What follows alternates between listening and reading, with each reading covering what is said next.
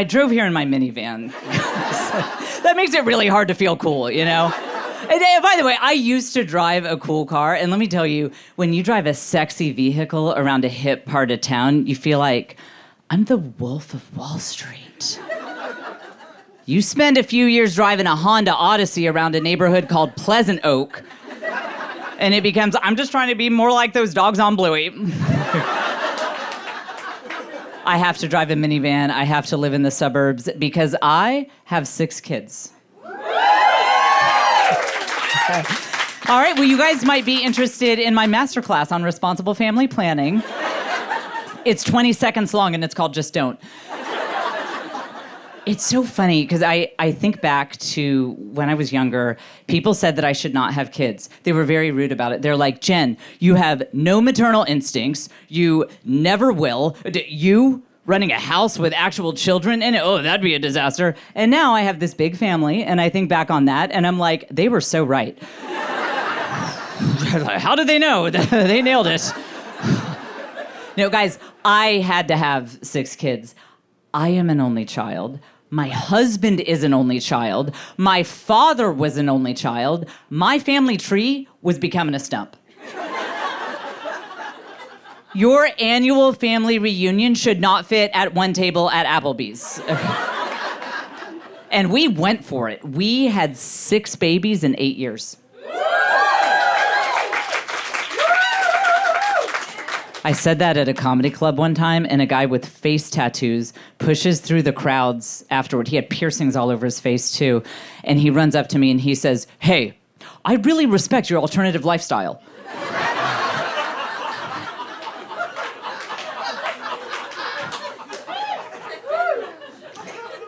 Let me tell you, when you announce your second pregnancy, people say, are you trying to get a boy and a girl? You announce your 6th pregnancy in 8 years, and people say, are you trying to get a reality show on TLC? What is wrong with you? So my husband and I just had a big anniversary.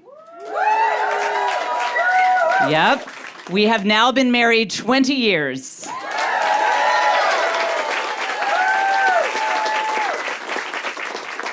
Now, those of you who have been married for a while know that as the years go on, you have to be intentional to keep the spice alive.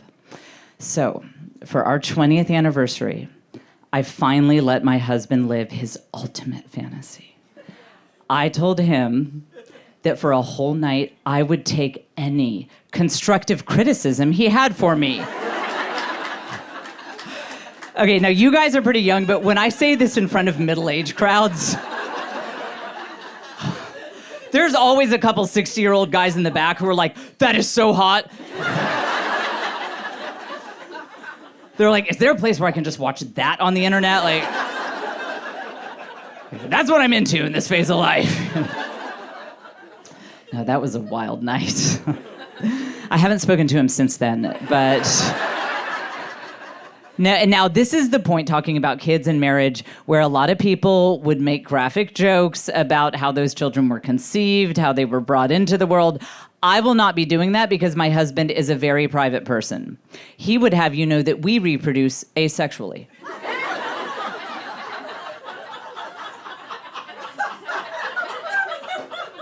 Like amoeba. He is so uptight about this kind of thing that he will not even send me any flirty texts. I try. A couple weeks ago, I texted him, hey there, looking pretty sexy today. He replied, received.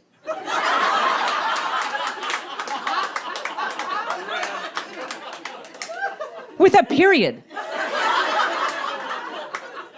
I said, what are you worried about? We're married. He said, you're not thinking. What about this? What if we got into legal trouble and our phones got subpoenaed and our texts to one another were read aloud in open court?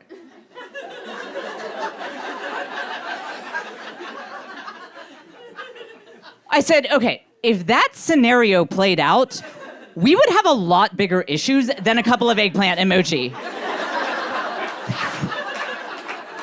He hesitated to ask me out when we first met because I'm 3 inches taller than he is.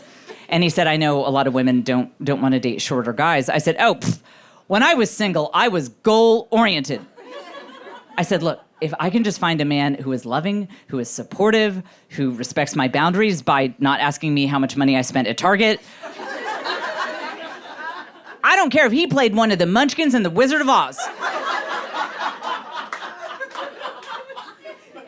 I'll stuff that man into a baby Bjorn.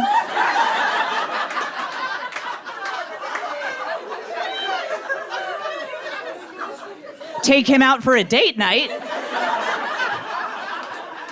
have a lovely time.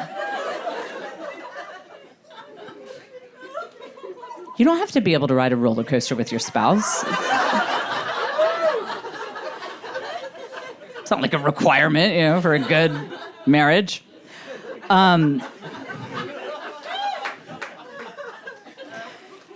People often comment, they say, Jen, your husband is so supportive of your career. And he really is, because he doesn't want to work anymore.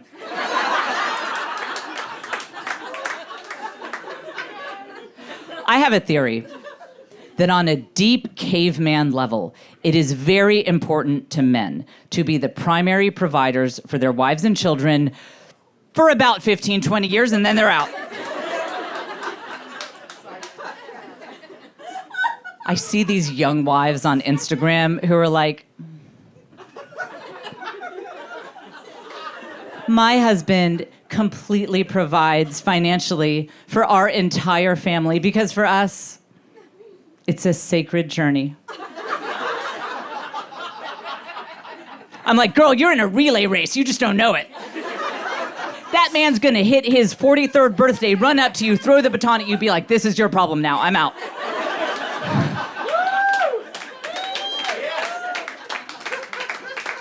This was surprising to me because my husband went to Yale. When I was dating him, I thought, man, if I can just get a ring on it, the minute we say I do, poof, all of my financial problems disappear. Single ladies, I need to inform you. Men have discovered work-life balance. So if that's the plan you want to get on, you're gonna need to go for old money.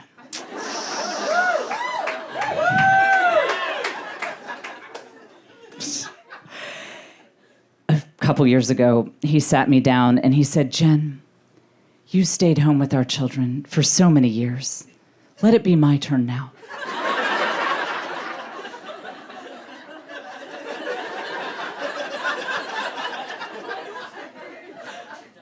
I said, okay, so I stayed home with them when they were a bunch of screaming gremlins.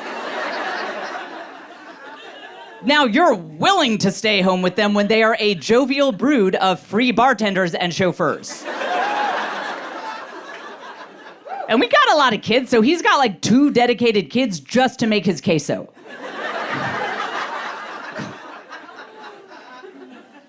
You know when I should have known this was coming? A while back, he started sending me a lot more girl boss memes on Instagram. It would be like, girls can do anything. Careers are for girls. A girl could support 6 kids while her husband goes sailing with his friend Scott.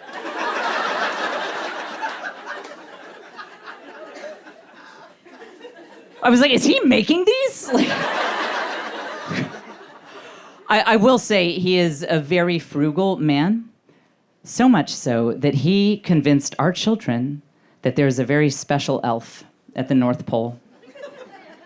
This elf is in charge of quality control. And he puts his special bright orange little sticker on only the finest toys. And his name is Clarence.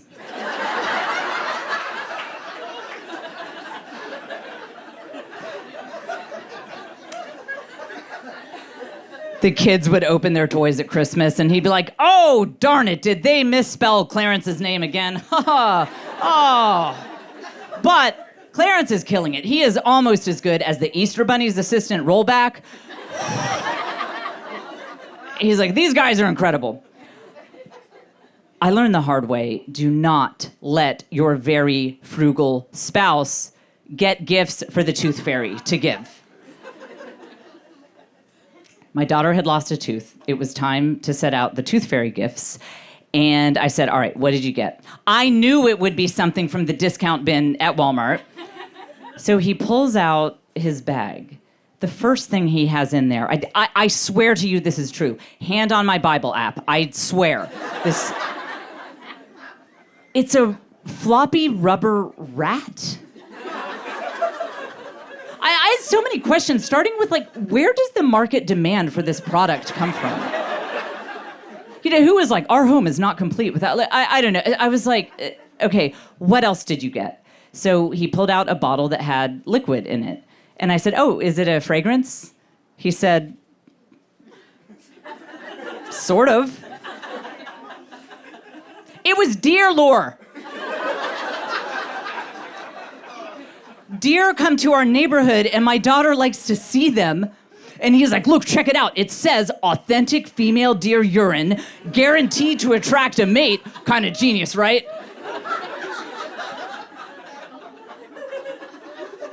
I said, I just have to take a moment. So this is where our house is now. The tooth fairy is bringing pee. And it's for hunters. So on the back, there was a picture of an angry buck with rifle crosshairs over his little deer face. I said, this is literally the worst tooth fairy gift in the world. But it was 11 p.m. and I didn't have any better ideas, so that is what we left.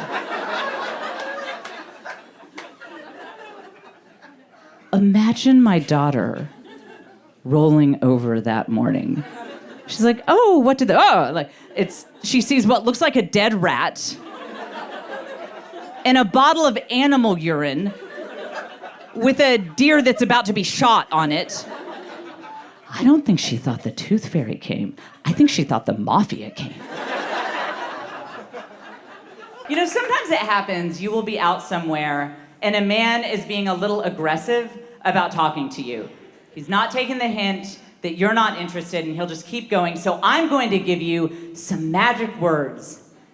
Say this to any man and he will lose all interest in you immediately. When that dude is like, hey baby, what are you doing later tonight? You say this: I'm driving my minivan home to homeschool my 6 kids. Poof, all interest gone. That guy will be like, I was going to put this roofie in your drink. But I just want you to have it.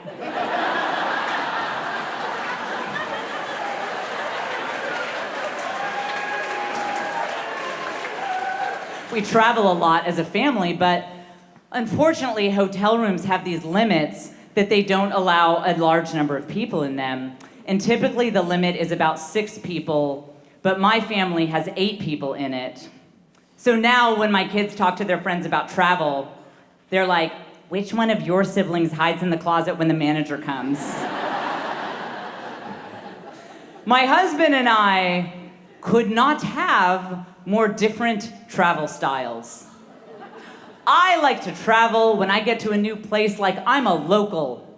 Settle in, spend many days there to get a feel for the community.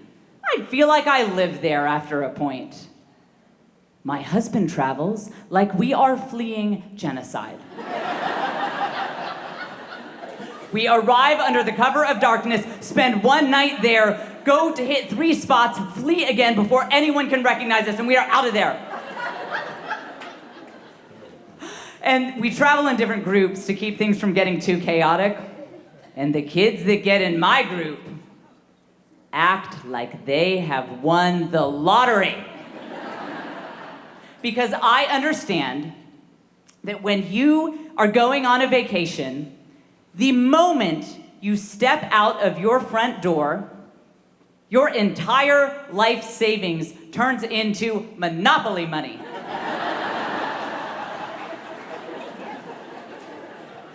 I'll be at the airport with my group of kids, and I'll be like, a $16 cookie? You want just one? Well, let's all get one. Get 2, get 3. It's not real money. My husband will be at the airport with his group of kids. And the airport that we go to has all of these iconic Texas restaurants there. So you can smell the carne asada from the famous taco stand. And then right next to that, you smell the brisket that has been marinating all day. And the kids with my husband will turn to him and say, "Dad, what are we eating for dinner?" And he'll pull an old granola bar out of his pocket and tell them to share it while he complains about airport prices. If it were up to me, our entire family of 8 would go out to dinner at a restaurant every single night that we were on vacation.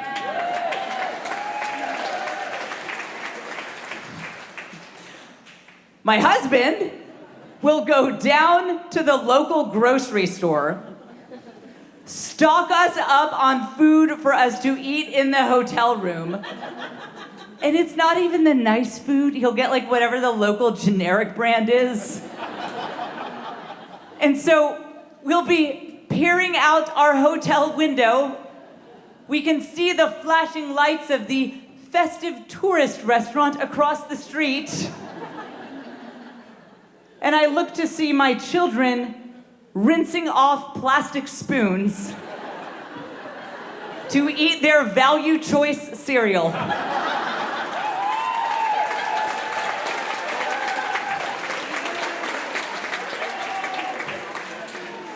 We also couldn't be more different when it comes to packing. When it comes time for me to pack, I don't walk through my house saying, "What should I bring?" I say, "What shouldn't I bring?" Look, I don't need a suitcase that fits in the overhead compartment. I need options. You feel me? My husband does not travel with luggage. I know you are confused. You're like, well, she means not much luggage. No. He will put a cell phone charger and a toothbrush in his jacket pocket and be like, "Done packing." I'm serious. He's stocked up on all of these clothes that are really durable. He washes them in our hotel bathroom and hangs them out to dry like we are mountain people.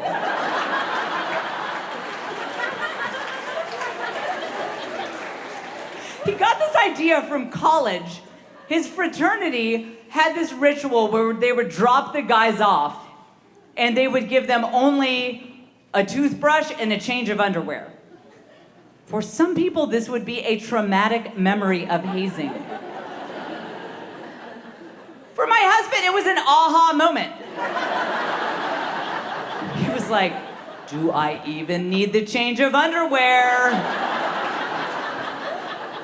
So the result of all this is that when housekeeping walks into our room, they see clothes hanging out to dry, all of this stuff, evidence that there are way more people stuffed into this room than are supposed to be here. All these crumpled wrappers and boxes from generic brand food. And they're like, "Are they refugees?"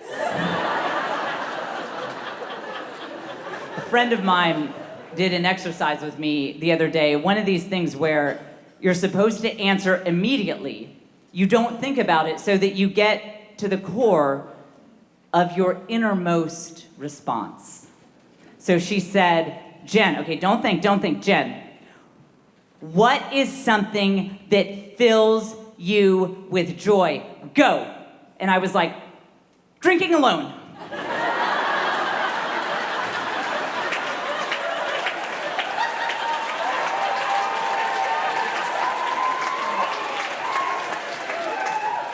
The great thing about my lifestyle is that nobody judges me for it anymore. When I was single, I would be like, oh, I had a tough day at work, so when I got home, I had a beer. And people would be like, that's dangerous. Now, I could be like, after a long day of homeschooling my 6 kids, I locked myself in the garage, cracked open a bottle of vodka, put a straw in it, and went to town. And people would be like, that's self-care.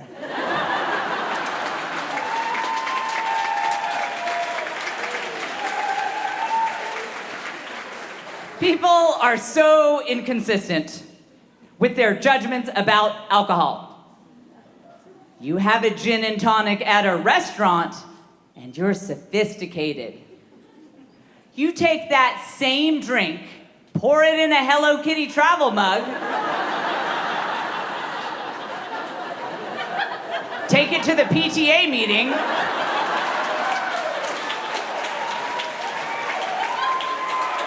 and suddenly you have a problem. Why is it that the places you most need to drink are the exact places you're not supposed to drink?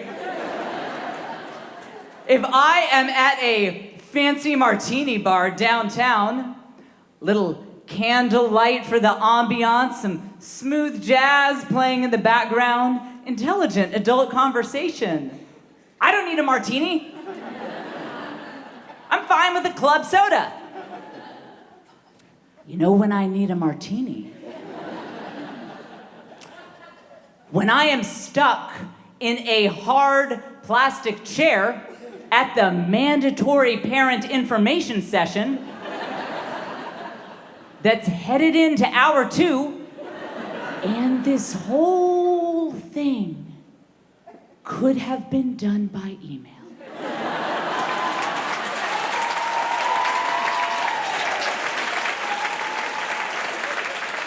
That is when I need a martini. I took a break from alcohol last year. I did 6 months totally alcohol-free. It's not that I thought that I was an alcoholic. I was an alcohol superfan. Getting into stalking territory. See, the problem was that I would drink when I watched shows. At the end of the night, I would turn on a show and I would have a drink. But then that association became very clear in my mind. Watch show, drink. Watch show, drink. The problem is, I tend to binge watch shows. And I kind of knew it was a problem when these shows were getting a little hazy for me. Like, I got sucked into the weirdest documentary about Little Red Riding Hood, called, what was it? The Handmaid's Tale. The nice thing about that break was that I could take the budget that I had been spending on alcohol, and then I had the room for all this extra stuff, like flowers for the kitchen table, the occasional salon trip, that private jet I'd had my eye on. Anyone who knows anything about me knows that I love Instagram. Instagram has the power to make you envious of any lifestyle you see portrayed on there. There is no lifestyle so random that I will not be jealous of it if I see it on Instagram. Like, I have ended up following all of the Arab royalty. I'm serious, Sheikh Mohammed is very active on the gram, and I have previously never aspired to be part of that scene. But I see them on there and I'm like, I never get to go falcon hunting. There are warnings now that the government is using our Instagram for facial recognition, so that if you or I ever commit a crime, they can find us through our Instagram. And this is the biggest waste of time I've ever heard of. Because the only reason that any of us are on that app is so that we can look completely different than we actually look in real life. After I get done with my filters and my tuning and my layers, like, People who follow me on Instagram think I am a woodland fairy. I could rob a bank with a mask on, give out my Instagram handle as I'm robbing the bank. And when the FBI finally tracked me down, they could hold up the picture that I posted on Instagram this morning, and they'd be like, Commander, we cannot find Jen Fulwiler. The woman we have here seems to be her very tired aunt. Have you ever gotten a picture with a friend where they look like Quasimodo?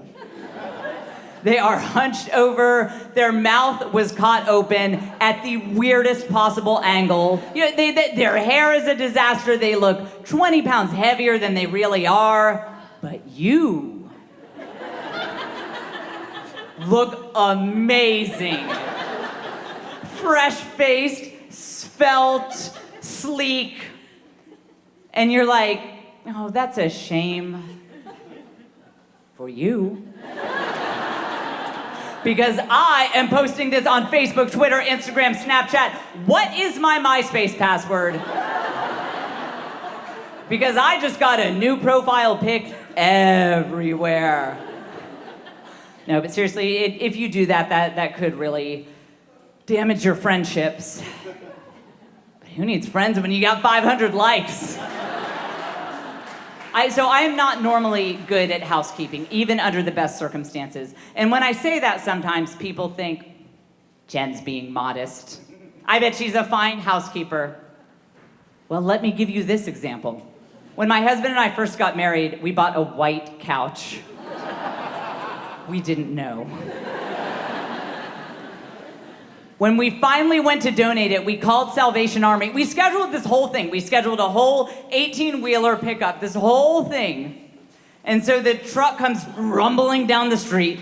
The guy gets out. Our couch is sitting there waiting for pickup in the garage. He walks down the driveway, stops halfway, and says, come on, man, we got standards.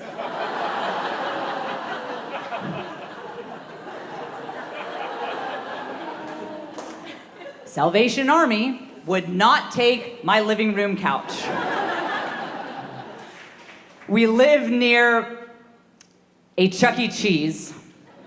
Thank you, yeah, you guys get it. So there was a blogger who recently did this expose. There was a blogger who did an expose where he said that the food at Chuck-E-Cheese is not fresh and organic. Now, for the record, Chuck-E-Cheese denies this. The corporation, not the mouse himself.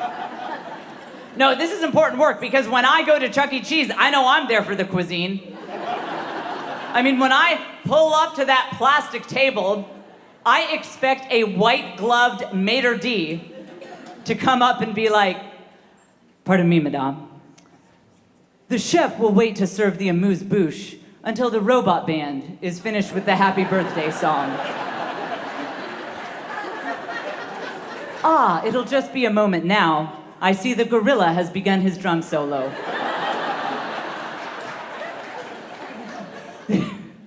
This blogger also revealed that some of the practices at Chuck-E-Cheese could lead to the spread of germs. He has obviously never been to a Chuck-E-Cheese. Because the first thing you think when you walk into that place is, this leads to the spread of germs.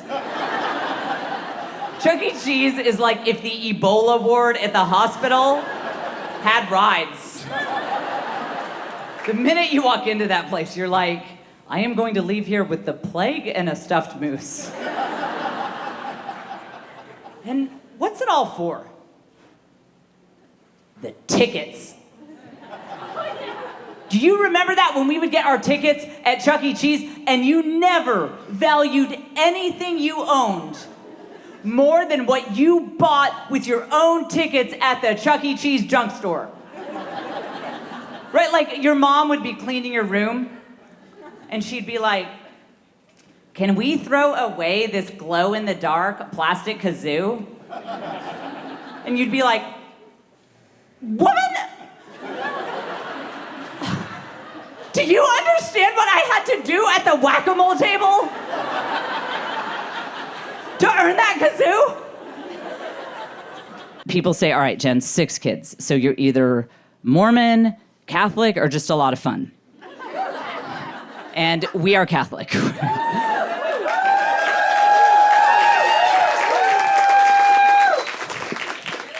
That's not normally the response I get when I say that.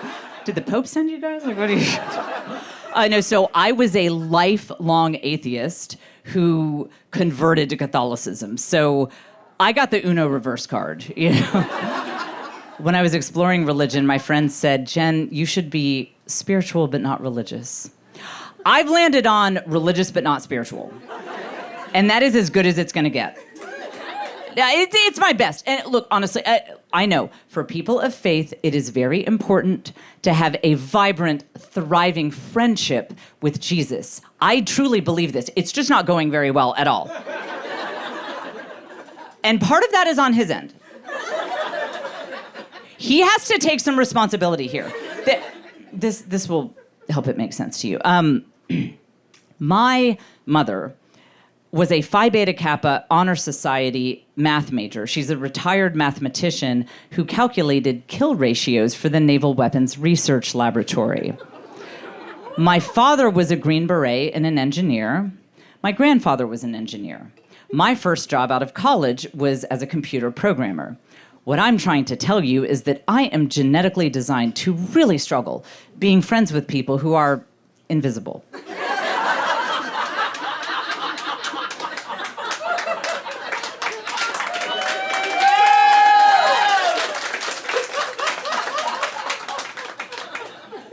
I know Jesus has done a lot for me, okay? He has. But would it be too much to ask for the occasional comment on my Instagram? Like, slay, girl, you know? I'm just asking. Okay. Now, the way I came to believe in God is I read a whole bunch of theology books. So I know all the theology stuff. So I guess what I'm hoping is that heaven has an AP exam. So I can test out of being a good person.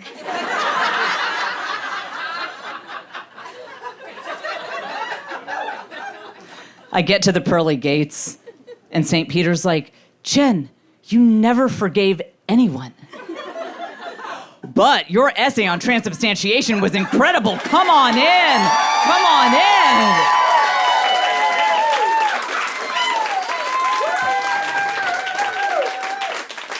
Heaven's like, we love an educated queen. That better be how it works. People ask what our parents thought of our conversions to Catholicism because my husband was also not raised Catholic. And what they said was, we are open-minded to all faiths, and we simply want you to be blah, blah, blah, blah, blah, blah.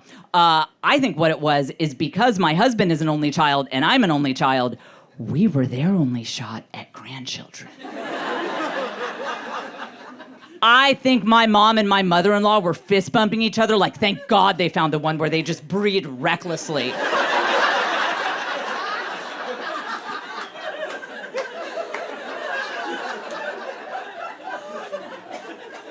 My dad got to the point where he was like, I got 6 grandkids out of this. I'll worship the Catholic God too. This is fine, you know. They actually got in on some of our stuff. My mother-in-law especially, her favorite thing, she was a good Southern Baptist woman, but her favorite thing was she loved this Catholic tradition we have where if we lose something, we say a prayer to Saint Anthony. You guys know about it? Okay. I'm glad you guys know I was recently in a city where they had no idea what I was talking about, and that city was San Antonio.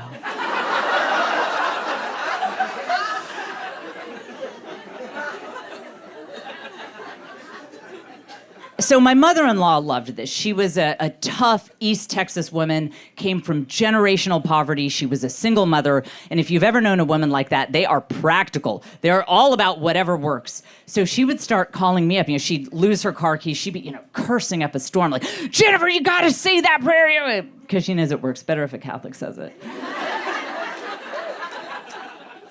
And I would say, I fancied myself as a bit of an evangelist for my religion. So I'd say, I want to let you know we're not praying to these saints like they're gods. It's like asking your neighbor if she'd be, say the prayer, God, if I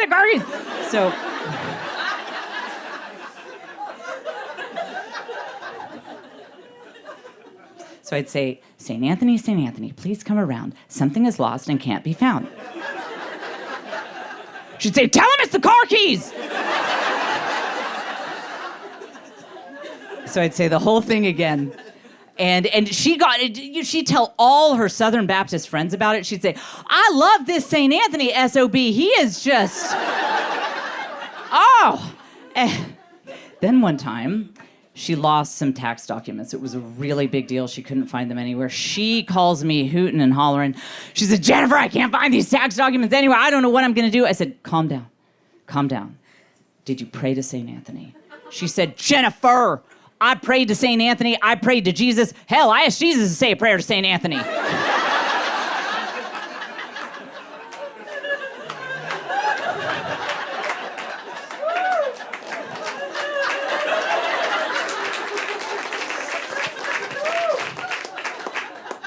So I am the token Catholic in my family, in my group of friends, and I'm still getting used to it. It still feels kind of weird. And sometimes my old life and my new life collide.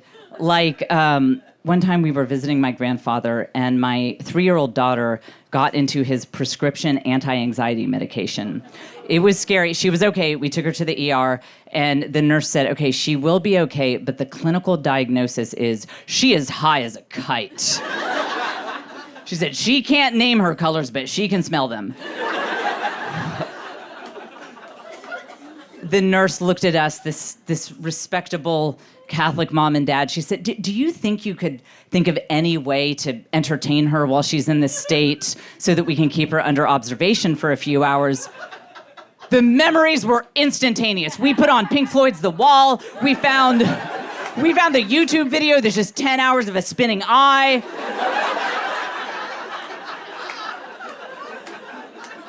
My husband's like, do the thing where you do your hands like this. Like, I think the nurse was like, okay, if they break out glow sticks and start dancing, like, I'm gonna have to kick them out. Another time, I made the mistake of inviting the president of my homeowners association and her 2 young children over to my house for a play date.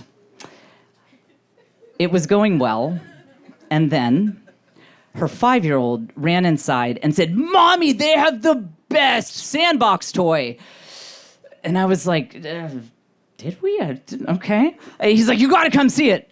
So we go outside, and his brother is holding up, it has a big funnel at the top, and then a long tube.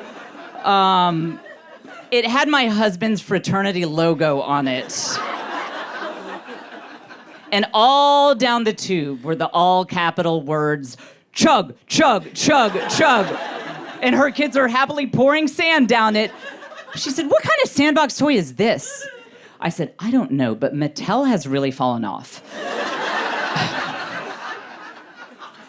So it's hard raising this Catholic big family when I don't know anything about being Catholic and I don't know anything about having a big family. And then on top of that, I struggle. I mean, I have pretty severe ADHD, and I am also slightly on the Asperger's spectrum. Anyone else been diagnosed on TikTok?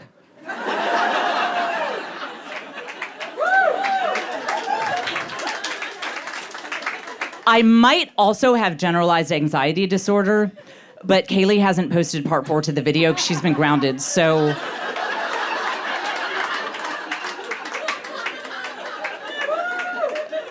Yeah, we're just kind of waiting to figure that one out. So that doesn't go well. Me trying to run this house. When it was my turn to bring snacks to Vacation Bible School, the kids learned about fasting that day.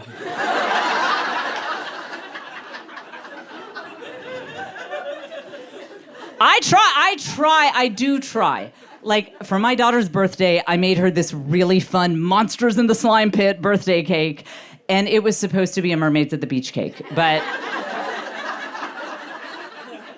that is my best effort. One of the hardest things for me was that, so 4 of my kids are girls, and doll clothes, I didn't see that part of parenting coming. One of my friends said, Jen, your girls' dolly clothes are a mess. You need to find an organizational system that allows the dollies to mix and match their outfits. I was like, look around.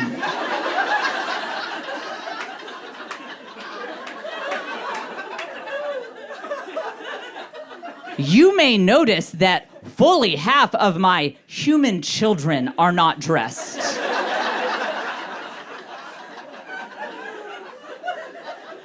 The dolls ain't making the cut, honey. Gonna be a nudist colony up in here. One time my mom sent one of her classy friends over to the house right when this lady walks into the door. My daughters have put their Barbies in the 2 Barbies in a hot pink Barbie Corvette. They're all strapped in. And like, vroom, here we go. Except the Barbies are completely naked. My mom's friend said, what is going on with these Barbies? I said, look, I bought them Teacher Barbie. Now they're a whole different kind of Barbie. But these Barbies make a lot more money than Teacher Barbie, so they're fine. But officially, the hardest thing about parenting for me was shoes. I am expected to find 12 shoes every time I leave the house. And look, whether you're a parent or not, if you've ever dealt with kids in any capacity, I don't know if you've gotten to this point where you're trying to get out the door, you look down at what this kid is wearing, and you're like, okay, you have a purple bunny slipper on one foot. On the other foot, you have a high-heeled plastic princess shoe. But we are 43 minutes late. Let's go. Let's just get in the car. I don't care anymore. And you're like, as long as we don't run into any of his friends, it should be fine, you know?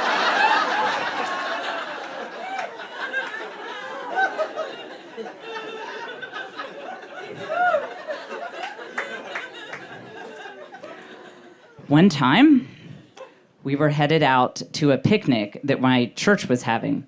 It was way far away from home. No turning back now. Right as we are rolling up, my daughter says from the back, Mommy, I forgot my shoes. And I was like, oh, God. It's so frustrating because you know how it is. You know how you want to show up when you hang out with people from church. You know, you want to show up like a total fraud.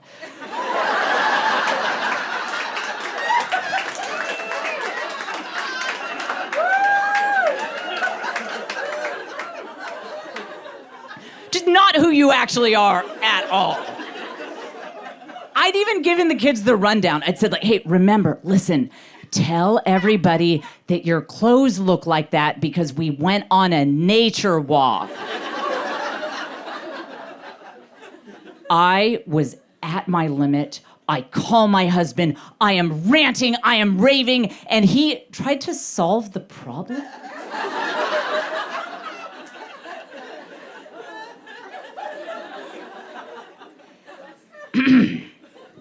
Gentlemen, if your wife calls you screaming the details about how yet another day in her life has degenerated into a complete dumpster fire, the only answer she is looking for is, oh my gosh, honey, your life is so hard. How do you even do it?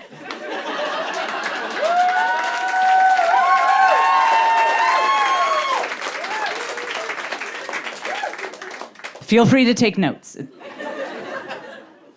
My husband actually said to me, "My rollerblades are in the trunk."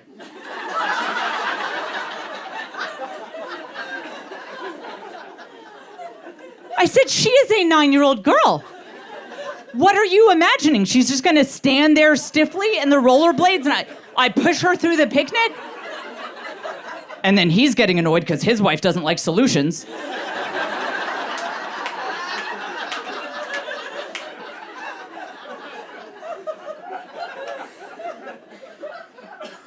Then he says, these words actually left his mouth. Then he says, "Somewhere in the minivan are a roll of paper towels and rubber bands."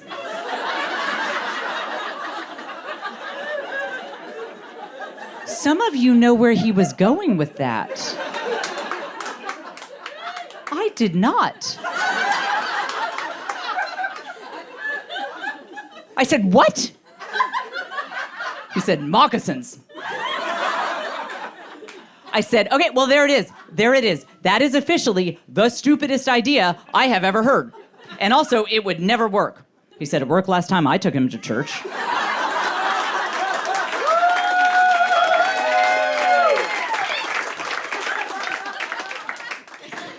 At some point, you lose respect for the people in your community for not calling Child Protective Services on you. I've been working out this material in my local comedy clubs, and people say, "Jen, aren't you worried about hecklers?"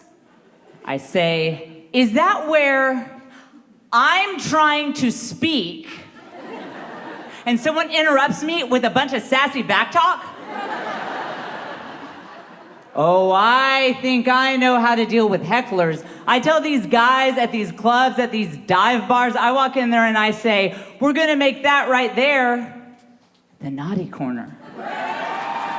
Yeah. Anyone heckles me, you got 5 minutes and time out, and you don't get out till you say you're sorry. I have 6 kids. People ask me if I'm going to have another, and on the one hand, a 7th baby would be a lot of work. But on the other hand, my punch card at the hospital is full, and I get my 7th one free. People bring up the fact that I have so many kids at the weirdest times. I was working out at the gym with a personal trainer, and she leans down and says, "Jen, you have given birth 6 times. I want you to bring that strength and that courage that you brought to childbirth to this workout. You can do it."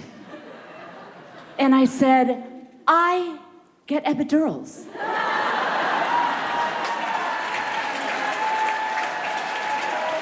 I don't know what she was imagining my childbirth experiences are like. When my last kid was born, I was scrolling Instagram. I found out the baby arrived because the doctor sent me a DM.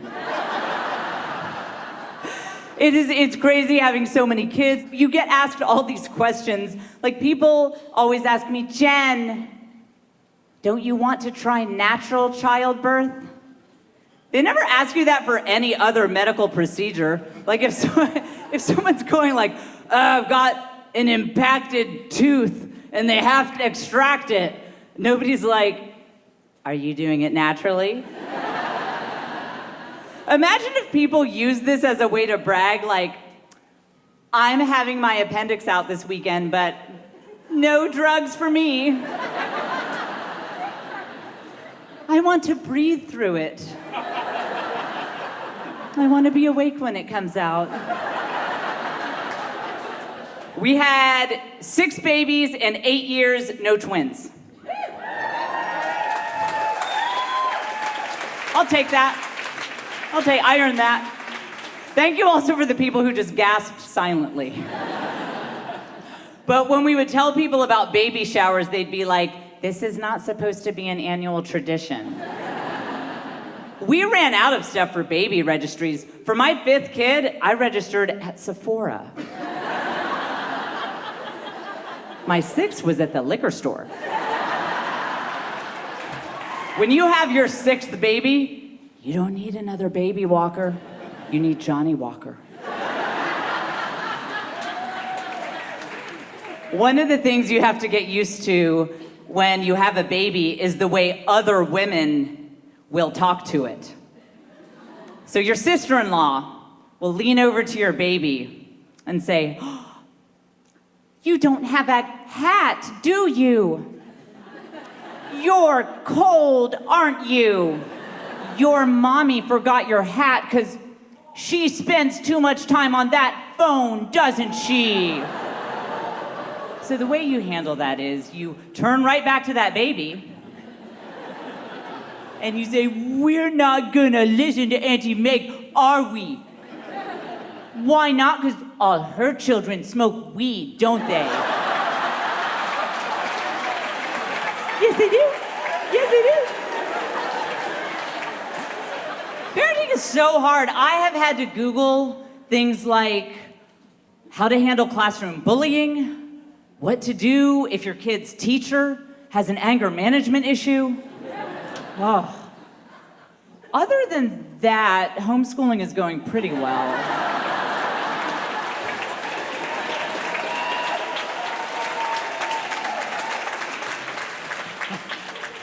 I know it's a strange choice. I know homeschooling is a different choice, but look, it's simply important to me that my children receive an education that starts after 10 a.m. People are like, "Jen, you're a homeschooler? My cousin is also a doomsday prepper." I try to tell them this is a very modern system of education. It's very sophisticated. They won't listen to me. They're like, no, I know all about homeschooling. I read the book about it, the Flowers in the Attic. The nice thing about homeschooling, though, is your class reunion is also your family reunion. You can kind of kill two birds with one stone there. Now, my oldest child has actually begun going to Catholic school. The only thing is, it starts really early. And there's no bus service. So that is an early Uber for him. I have a theory. I have a theory that there are two kinds of babies and toddlers. The first kind are climbers. Climbers. You know you have a climber if you've ever thought, "I didn't think I would have to install child-proof locks on the cabinet above the fridge." I didn't have that problem because my kids were the other type. They were screamers. Oh, these kids, they would scream about anything. They would scream about anything at all. Like, I would just try to enforce some simple rules. Like, for example, screen time limits are very important to me. I will not allow my children to watch more than 15 hours of screens a day. Try to set these limits. And they would just scream and scream and scream. And they would scream about crazy stuff. Like, I would run into the room. Someone is screaming so loudly, I'd be like, what? Who needs a tourniquet? And it would turn out, somebody looked at her cracker. When the UPS guy would come to our door, I am positive that on more than one occasion, he walked up to our door, heard all this chaos inside, and was like, "Is this a portal to hell?" I would call my husband at work during these moments when all 6 of my children were screaming their heads off. They got silent, dead silent. 5 minutes before, it sounded like I was standing on the set of the movie Saw. My husband answers the phone, and it sounds like I am telephoning him from atop a peaceful hilltop monastery. And he'd say, "Well, that's great. We can chat now." I didn't call you to chat. I called you so you will understand how bad my life is. And then I'd get off the phone and keep calling him until I got him on the phone when every single one of those children were screaming. And he'd be like, "That is awful." And I'd be like, "Yes, thank you," and hang up. I am an introvert, in case you can't tell. If you would like to know what level of introvert I am, my children thought it was normal that when someone knocks at the door, you hide. It would be like, go, go, go, get away from the window, away from the window. It might be a friend. And then they'd go over to their friends' houses, and when the doorbell would ring, they'd be like, should we hide behind the couch or the table? Well, look, there's this misconception. Being an introvert doesn't mean that I don't like being around people. I love being around people the way an astronaut likes going to the moon. It is a wonderful, beautiful, joyful experience that makes life worth living. It just has to be planned with careful, precision timing so that I don't die in a burst of flames. You know, I'd love to know, is there anyone here in the house tonight, and make some noise if this is you, who happens to be Catholic?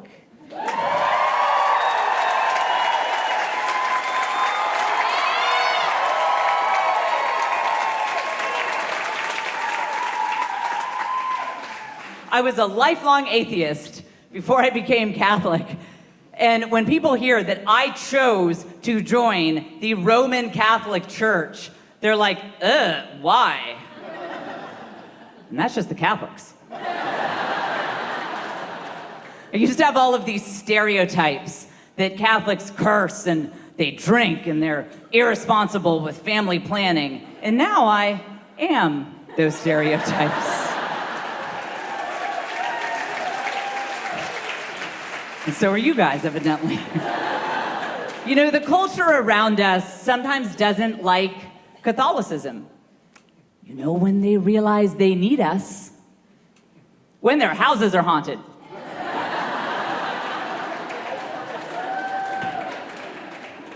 Try to imagine an Exorcist movie without the Catholic Church. They're like, we've been hearing evil voices from the basement. It's a demon. Somebody call a non-denominational worship leader.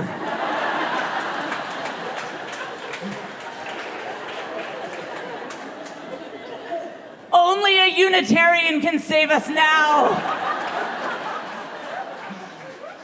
But I love all the great dialogue we have now between Protestants and evangelicals and Catholics. Like, a lot of my Protestant friends are getting in on historical Catholic traditions, and I like to help them. I like to share my experiences. You know, like, a lot of my Protestant friends are now celebrating Lent. So I tell them, for example, about the time that I gave up cursing for Lent. And I say, the thing with this tradition of giving things up for Lent is that you bring it back in a big way on Easter morning. And I love it. I love it that so many of my Protestant friends are getting in on these wonderful, rich liturgical traditions. I think it's so great. There is an area of Catholicism that you might want to leave to us Catholics. For example, relics. You guys familiar with this? So a relic is where we as Catholics like to take a piece of clothing or even a piece of a body of a holy man or woman who lived and just keep it around so that we can feel close to them. There is even a church, this is true, there's a church in Italy, this beautiful historic church. And inside it is a very delicate, beautiful glass box, and there is a saint's head in it.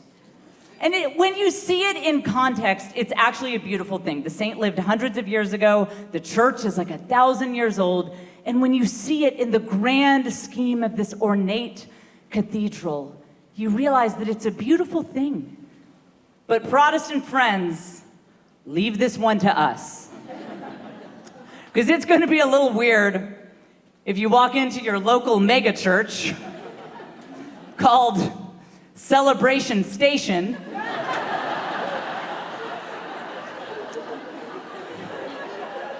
And there's a glass box with a guy's head in it. That's Pastor Cody. He was great.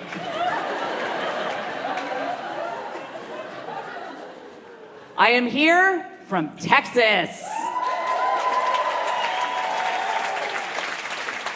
Thank you. It's a great nation.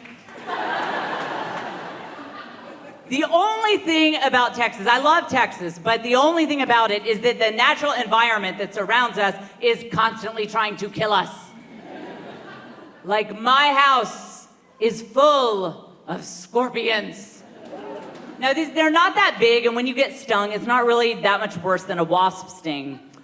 And sometimes when people hear that, they're like, well, doesn't sound that bad, and we have roaches.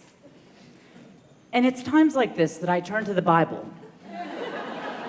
Particularly Luke chapter 10, where Jesus gives his followers the power to tread upon scorpions.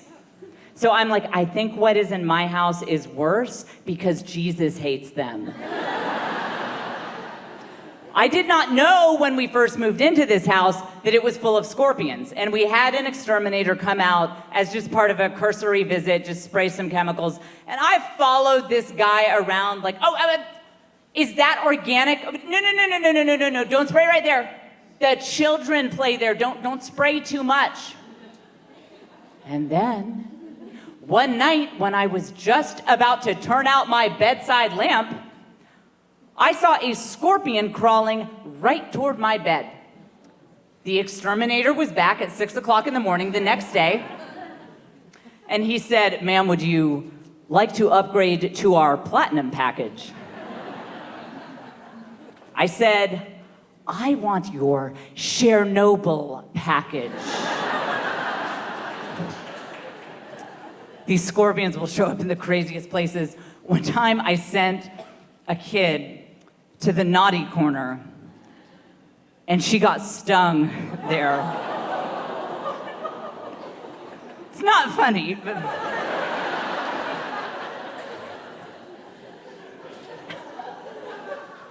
I'm just saying, I didn't have to discipline that kid for like 6 weeks.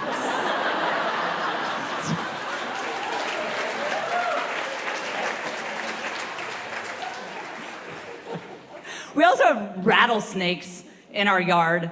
And a friend of mine was like, Jen, if you see a rattlesnake, don't kill it, rehome it. I was like, that is a great idea. I will rehome it into a belt. I sometimes fantasize about moving somewhere else, maybe Chicago.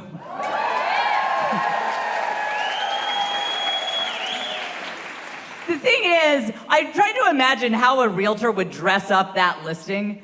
Like, beautiful family home, fully furnished, rustic charm, great for entomologists. In general, I like living in the suburbs, though. It's nice. I like to drive around in my minivan, and when I do, I listen to hip-hop. I love hip-hop music. And sometimes people hear that and they say, Jen, have you listened to those lyrics talking about fighting with people, getting vengeance on people, using drugs to cope? And I'm like, you ever met suburban moms?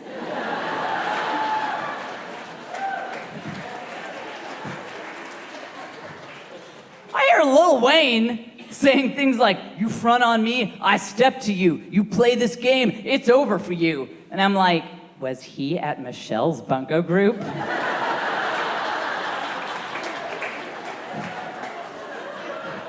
I finally sat my oldest kid down, and I had the sex talk. And I learned so much.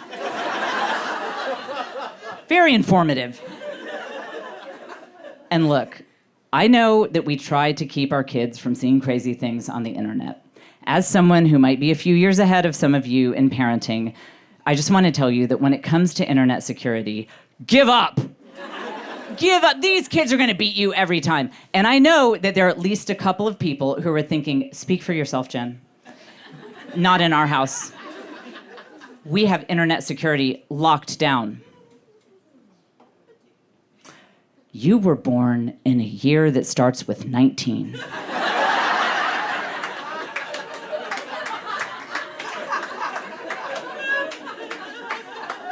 And you think you're going to outsmart someone who's never known a world without iPhones? I get it, though. That was us.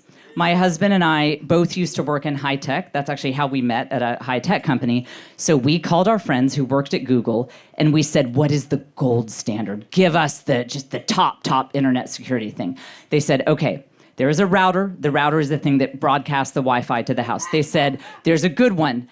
It cost $400, but it is the best. So we got it, and it was the best. This thing was incredible. It would show, you could log in and see all of the different devices that were using Wi-Fi. So it would be like Donald's laptop, Lucy's iPad, Kate's iPad, and then the other, like downstairs Alexa, kitchen crock pot. I could go up there, and I could be like, restrict, when it was screens off time, turn off, no more internet for you, no more Wi-Fi for you. And as I did it, I would think, you know what feels amazing? Having parenting all figured out. I was like, I should mentor. This is incredible. This came up the other day. I happened to say, I said, in front of my teen daughter, I said, that $400 router was really key to our home internet safety. She said, that $400 router was a paperweight. I said, no, I know that it wasn't, because I would watch, like, turn off Wi-Fi. She said, Mom, I babysat for the neighbors. I had their Wi-Fi password. I said, is that why you were always over in that one corner of the house? She said, yeah, I got 3 bars over there. What kills me about that is that that's where our bookshelf is. And so I would see her spending hours over there. And I would think, I've instilled a love of reading in my children. My son went to college this year.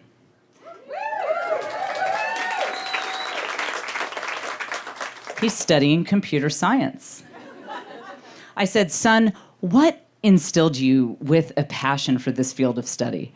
Was it perhaps one of the many books I bought you about the founders of the sciences? He said, do you remember that $400 router? He taught himself how to change the names of devices on a network for 5 years. His laptop was called Kitchen Crockpot.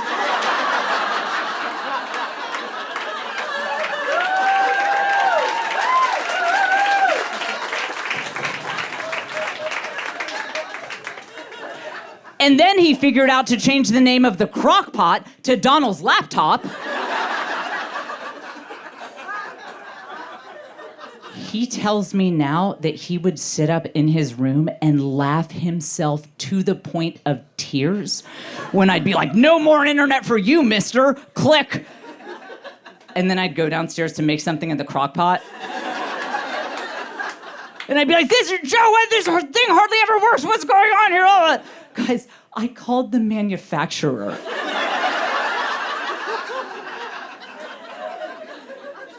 Give up. This was affirmed for me after a show one time. A young fan who is 23 now, she came up to me and she said, no, Jen, she said, you're exactly right. When she was a senior in high school, she wanted to send some wild messages with her boyfriend, but her mom checked her phone. Her mom had all the software, social media monitoring stuff. So what she did is she created a Google Sheets spreadsheet called Budget Finance Analysis, and she shared it with her boyfriend. So they could both see whatever was in there, and they would just exchange crazy messages that way. And I said, okay, wow, that's inappropriate. I'm glad you stopped doing that. But thank you. I mean, you proved my point. Yeah, thank you for that information. And as I walked away, I thought, I wonder if that's how I could finally get my husband to, like...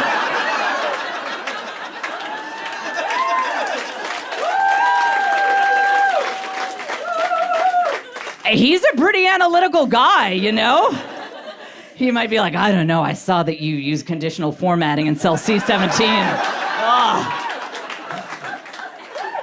I mean, honestly, he would get excited. If I shared that spreadsheet with him, he'd be like, my wife created a budget?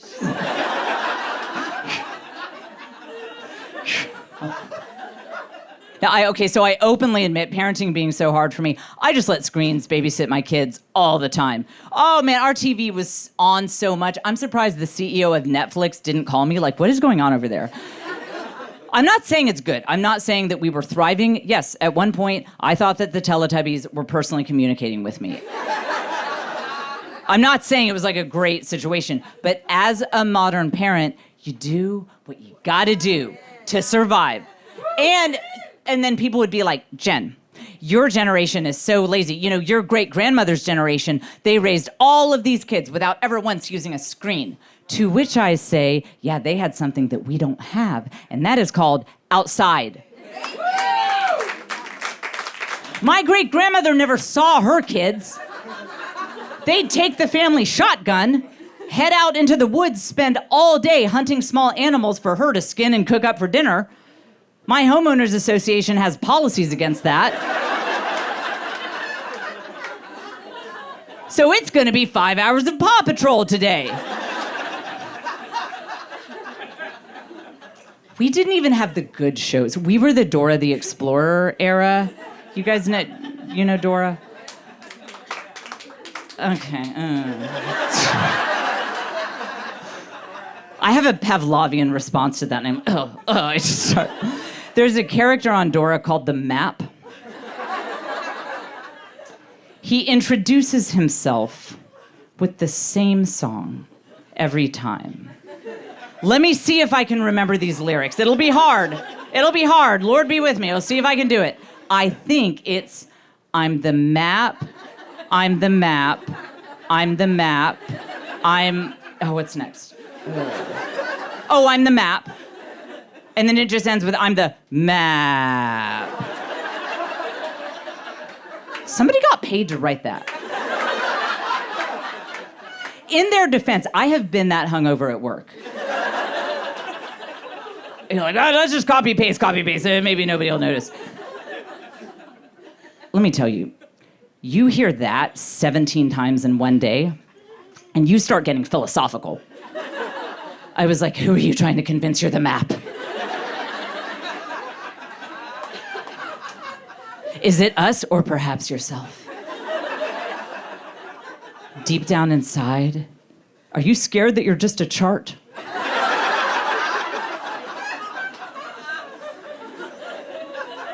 Thomas, we had Thomas the Train.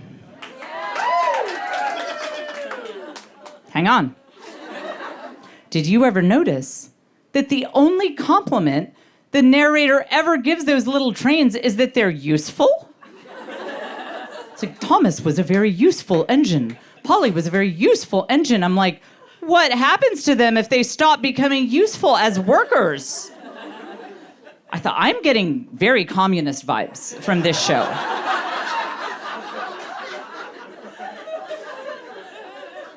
Don't get me wrong, I still let my kids watch it. They'd start screaming, hitting each other with the naked Barbies. I'd be like, children, let us check in with Comrade Thomas today.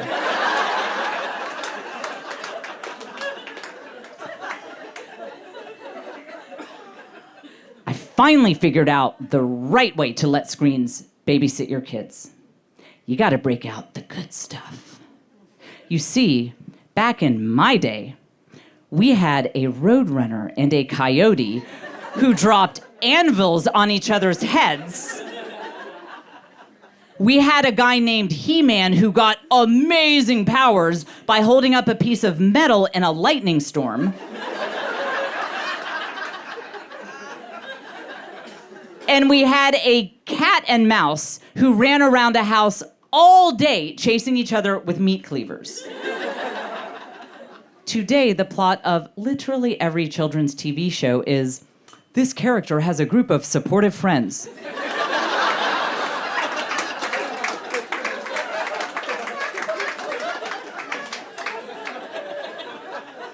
And they recycle.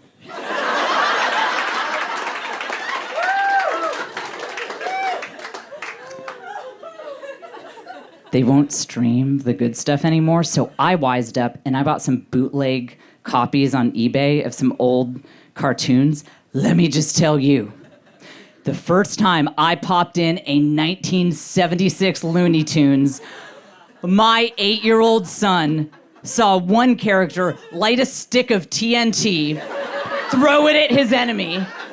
The enemy comes running back on fire, shooting 3 bazookas at once.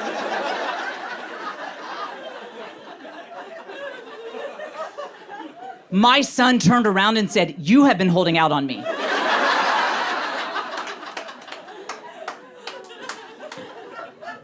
I use TV for all sorts of stuff. Because I'd never seen this life that I'm living done, I turned to the TV for inspiration for myself.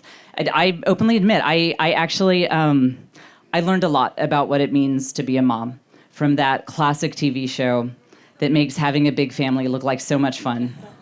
You know, Game of Thrones? That was very inspiring to me. I would watch that show and I'd be like, nobody asks those moms what they do all day. I don't see them having to make a meal plan. I said, these women on this show, man, they get involved in everyone's drama so that all their kids can marry rich and nobody in this family ever has to work again. I'm like, that is a model of motherhood I can get into. I realized I'm not a stay-at-home mom, I'm a stay-at-home matriarch.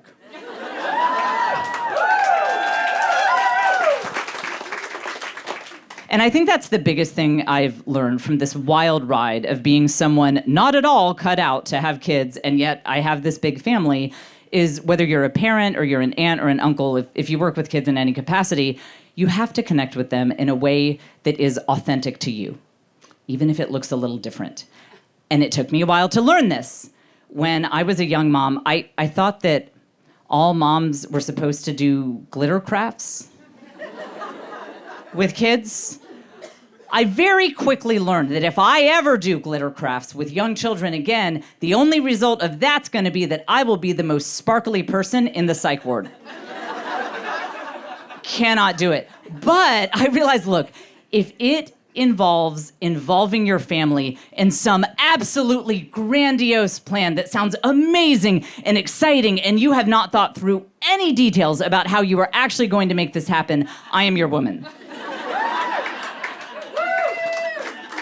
So for my first comedy tour, I wanted to go on tour, but I had no agent, I had no manager, nobody would book me anywhere. I had people hang up on me. So I decided that I would just rent theaters all across the country on my own on my personal credit card. And I did it. Then I realized I spent all my money renting the theaters, and I had no money left over for staff. So I turned to the age-old tradition of child labor. I would knock on my kid's door like, "Hey, honey, do you want tater tots with dinner? And do you want to manage a national theater tour?" And honestly, it was this great bonding thing between me and my kids. A little different, but it really worked. And they got so much mileage out of this experience. Can you even imagine? After that summer, when they reconnected with their little friends, their friends would be like, "What did you do this summer?" "I rode the big slide at the water park." My kids were like, "So I was in Toledo and the guys put the 36C gels on the lights," and I'm like, "Why do I even have a rider if you people aren't gonna read it?"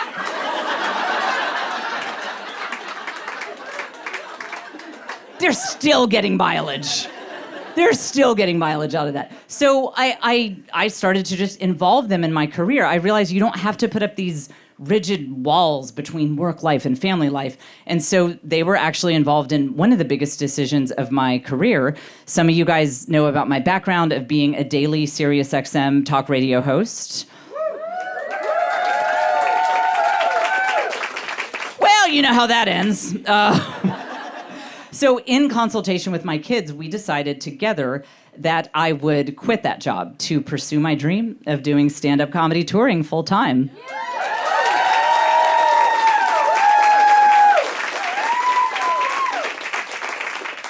In March of 2020. No, I had some great shows in 2020 in front of the bathroom mirror. Granted, the audience was really drunk.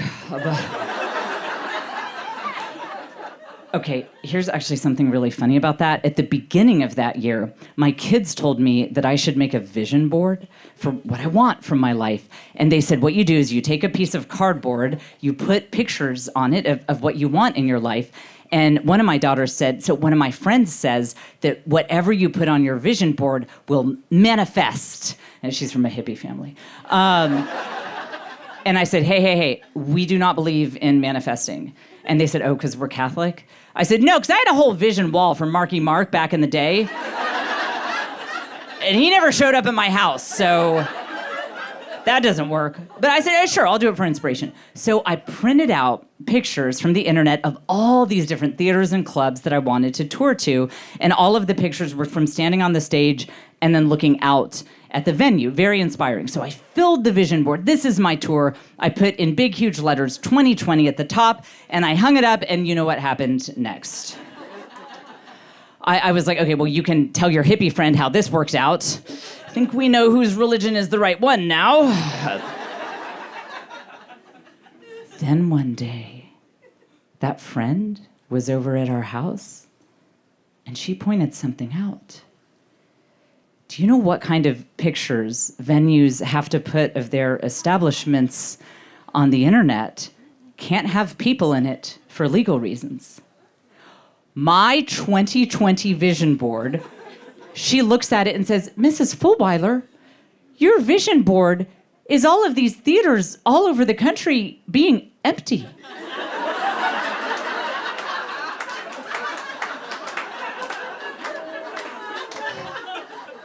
My kids were like, bro, mom manifested the pandemic.